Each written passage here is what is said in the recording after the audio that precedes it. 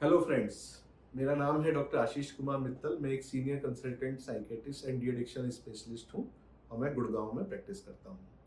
तो दोस्तों, आज हम डिस्कस करेंगे कि डी एडिक्शन सेंटर होते क्या है। तो दोस्तों, डी एडिक्शन सेंटर वो सेंटर है जहां पे एडिक्शन को छुड़ाया जाता है। अगर हम समाज में बात करें तो दो तरह के सेंटर्स हैं। एक तो अथोराइज सेंटर, जिनको गवर्नमेंट से मान्यता प्राप्त है, जिनके पास प्रॉपर लाइसेंस है, वो ऑथराइज सेंटर होते हैं। दूसरे होते हैं अनऑथराइज सेंटर। अनऑथराइज सेंटर जिन सेंटर्स को गवर्नमेंट से परमिशन ग्रांटेड नहीं है, जिनके पास लाइसेंस नहीं है, वो अनऑथराइज सेंटर आते हैं।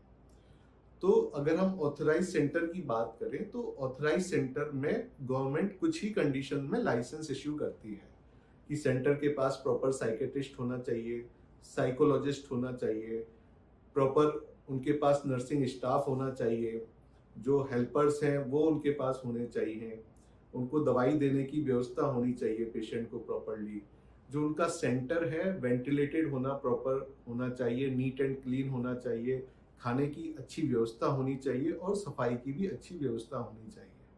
तो ये सारी कंडीशन है जिसके होने पर ही किसी सेंटर को लाइसेंस मिलता है। तो दोस्तों, ये लाइसेंस की प्रक्रिया में क्योंकि बहुत सारे लोग इन्वॉल्व होते हैं और बहुत सारी कंडीशन फुलफिल करनी होती है, तो जो सेंटर की कॉस्ट होती है रन करने की, वो काफ़ी बढ़ जाती है। तो इसलिए देखा गया है कि जो ऑथराइज सेंटर है वहाँ पे खर्चा ज़्यादा आता है ट्रीटमेंट कराने का, और जो अनऑथराइज सेंटर है वो लोग काफ़ी सस्ते में भी मरीज एडमिट कर लेते हैं। काफ़ी अनऑथराइज सेंटर में तो जो मरीज एडमिट होते हैं उन्हीं से ही फोर्सफुल काम करवाया जाता है। तो इसीलिए अगर हम कंपेयर करें अनऑथराइज सेंटर और ऑथराइज सेंटर के ट्रीटमेंट की कॉस्ट में, तो ऑथराइज सेंटर की हमेशा कॉस्ट ज़्यादा आती है।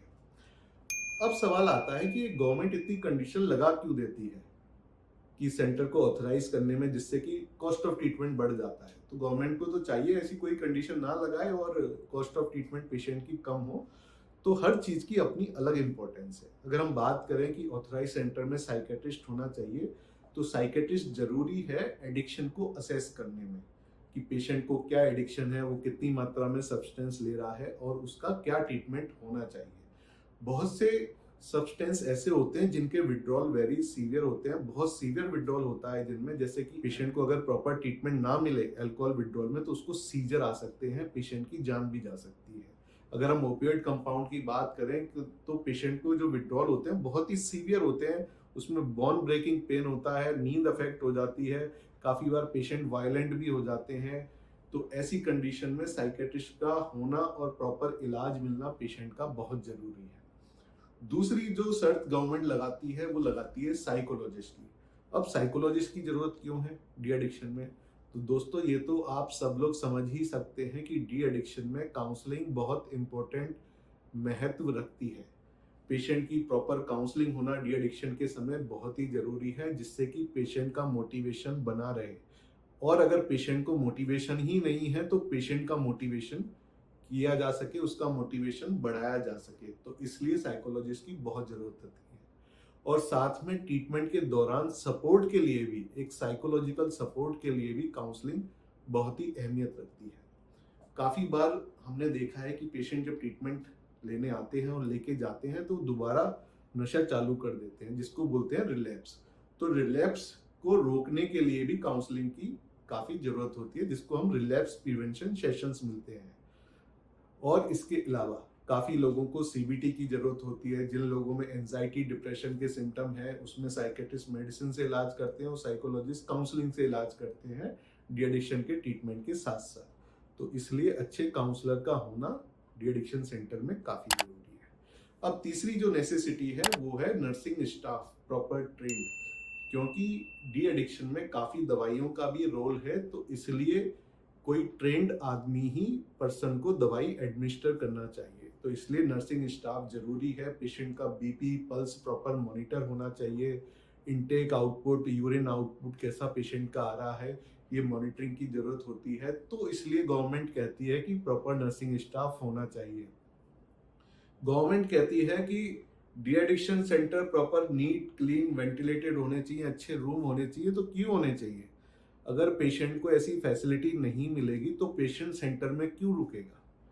पेशेंट सेंटर में रुके और ये डी एडिक्शन की जर्नी उनकी बहुत कंफर्टेबल हो सके, तो इसलिए गवर्नमेंट कहती है कि neat and clean and ventilated room होने चाहिए डी एडिक्शन सेंटर के। तो दोस्तों, अगर मेरी माने तो गवर्नमेंट के जो रूल्स रेगुलेशन हैं जो लाइसेंस के लिए हैं, ये काफ़ी प्रैक्टिकल हैं और इम्पोर्टेंट हैं। अगर आप अपना कोई भी पेशेंट एडमिट कराते हैं तो ये सारी सुविधाएं सेंटर में होनी चाहिए, तभी ही पेशेंट का अच्छा इलाज हो सकता है। काफ़ी मैंने देखा है कि लोग ऐसे सेंटर में पेशेंट को एडमिट करा देते हैं जो कि अच्छे नहीं है, एस्थेटिक नहीं है, और पेशेंट का एक्सपीरियंस काफ़ी खराब होता है जहाँ पे। तो ऐसे सेंटर्स में पेशेंट रिवेंजफुल भी हो जाते हैं, उनको घर वालों के लिए गुस्सा आ जाता है काफ़ी कि एक बार मैं यहाँ से बाहर निकलूंगा तो मैं घर वालों को देख लूंगा, तो वो घर पे जाके हमने देखा है मारपीट भी करते हैं, या वो घर वालों को चैलेंज करके दोबारा एडिक्शन करने लग जाते हैं कि तुमने मुझे एडमिट कैसे करा दिया।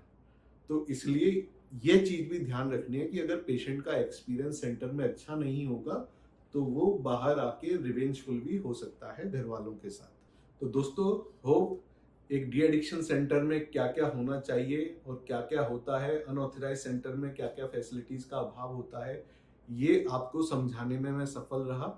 अगर आपको ये वीडियो अच्छा लगा तो प्लीज इसको लाइक करिए। जो अथीना बिहेवियर हेल्थ है, हमारी यहाँ कोशिश है कि हम अच्छी से अच्छी फैसिलिटी डी एडिक्शन के जो मरीज आते हैं वहाँ हम दे सकें। और यहाँ पे ऐसे मेडिकल डायरेक्टर में वर्क करता हूँ, और जो भी ट्रीटमेंट पेशेंट का हो रहा है मैं कोशिश करता हूँ कि उसको हम बेस्ट फैसिलिटी दे सकें, और सारा ट्रीटमेंट मेरे सुपरविजन में होता है। अगर आपकी कोई क्वेरी है, आप किसी एडिक्शन का कोई आपका मरीज है, उसके बारे में, ट्रीटमेंट के बारे में आप कुछ जानना चाहते हैं, तो हमारे दिए हुए नंबर पे व्हाट्सअप करें या कॉल करें, आपको प्रॉपर हम गाइडेंस देंगे। और फिर भी आपकी कोई क्वेरी है तो नीचे कमेंट में लिखिए। धन्यवाद, नमस्कार।